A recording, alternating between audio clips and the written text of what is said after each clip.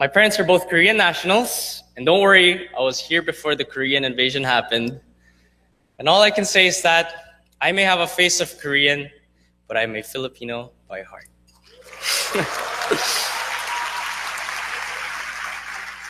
I was actually born and raised in the Philippines. Before I begin, I want everybody in this beautiful venue to raise their right hand. Parents may join as well. Now tap the person to your right and say, "A job well done." All right, great. Now I want you guys to raise your left hand. Keep it holding. Tap the person to your left and say, "멋있다." Now, if you want to know what you guys just said, you can just Google it, but please make sure it is after the speech, all right? That was a good exercise, right? We all need to loosen up a bit. I have another favor to ask though. I want you guys to keep in mind the number 35040. 35,040. All right. There are 3 points I want to talk about today. And these are 1, failing, 2, giving back, and 3, the ambiguity of the future. For my first point, let me tell you a little bit about myself. I wasn't the brightest kid in class, nor was I ever good in math.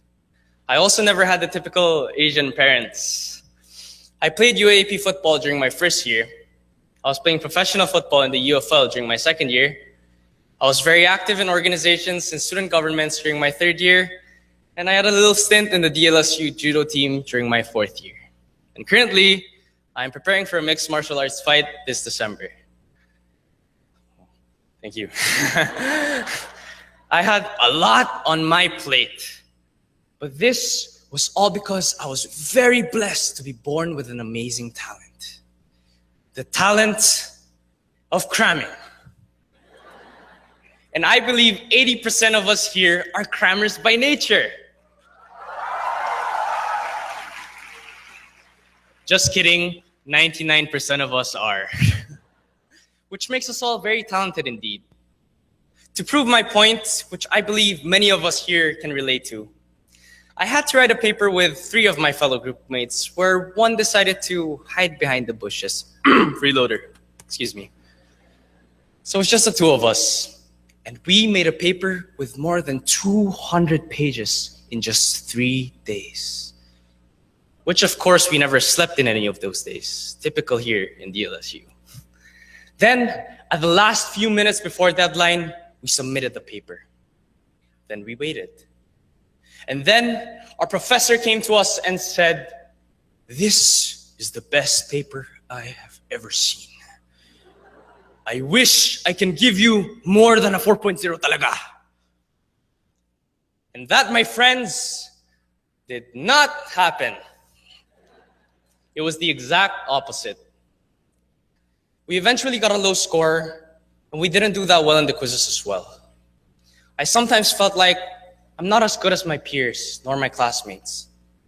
But I recalled Markiplier, a famous YouTube gamer, say this: "Surround yourself with people who are smarter than you, and never be afraid to be the dumbest in their room, because that gives you the most potential to grow."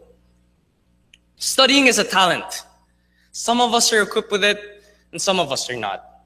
Music, sports, cooking, studying is actually an art in itself. There are people who are naturally born with it. So never be ashamed that you got a low grade or failed an exam, because failing is different from failure. Failure is an outcome, while failing is a process. Thus, failing is not an end in itself. It leads us to an avenue for us to grow and for us to learn. Look at each and every one of us here. I'm pretty sure most of us have failed in something, but we all pulled through and saw the light at the end of the tunnel. This is why you are all seated there. The key is on how we respond to failing. On my second point, giving back, I believe that the greatest lesson that DLSU has taught us is the value to serve those in need. The theology and religious education courses, the immersion programs that we have, all these things gives us opportunities to serve others. Even if sometimes we only have so little, there will always be that something in which we can give. I want to tell you guys a story.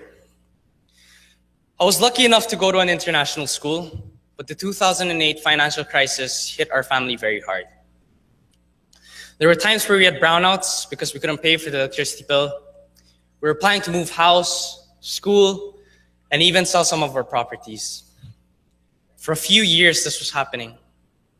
But still, I saw my mother buying food for the unprivileged whenever she would see one. We never know how blessed we are until we experience these things. This is when I knew my dream in life: to build a school in the Philippines where everyone of all ages can come and learn the necessities of life for free. The amazing thing is that when we do good for others, it actually inspires others to do good as well. So inspire others. Be inspired by others. Some may be wondering, why would a foreigner do this for another country? I do not believe in that. We live in a globalized world, and the world is becoming smaller and smaller, and at the end of the day, we are one.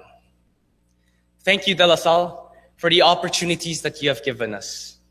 And as cliche as it may sound, the world needs all of us. Just like a mosaic, contributions that we make, no matter how little, will always have an impact, especially when viewed together as a bigger picture. On my final point, the ambiguity of the future, I just got to know a special somebody recently. But that special someone has told her friends, which eventually got to me and said that she is not ready for a relationship. Hashtag kala ko may chance. But I learned something more important that day. And it is that we are never ready for anything. No matter what age you are in, what situation you are in, anything can happen at any moment. So go out there and do what you believe makes you happy. Because time wasted while having fun is never time wasted at all. Others may look down on you, laugh at your dreams, but brush them aside. You are not living for them. You are living for God, for country, and for what your mission in life is. If you have not found your mission in life, fear not, because you have the rest of your life to enjoy finding that out. Don't be too hard on yourself. Don't be afraid of the unknown, as the unknown gives us so many reasons to keep going and to make this world so much better than how we have found it. Dr. Seuss once said, "Don't cry because it's over, smile because it happened." The chapter of our books as undergraduates has finally come to an end. However, we shall always put a green bookmark with a star on that chapter. Going back to the number 35,040, has anyone figured its relevance to us graduates? It is actually the average of the total hours we spent together as undergraduates here in DLSU. Let that sink in for a while. What an adventure it has been. And honestly, I'm just as scared as you are about life after college. But enjoy this moment, as it should be one of the happiest days of our lives. And you know what's even better? And you know what's the best thing about it? Tomorrow can be even better. Now, to the 177th batch of graduates, let us take this journey together. And before I end, I want everybody to raise their right hand again, this time with a fist, and shout Animo Lasal after 3. 1, 2, 3. Animo Lasal! God bless us all, and maraming salamat po sa inyo lahat.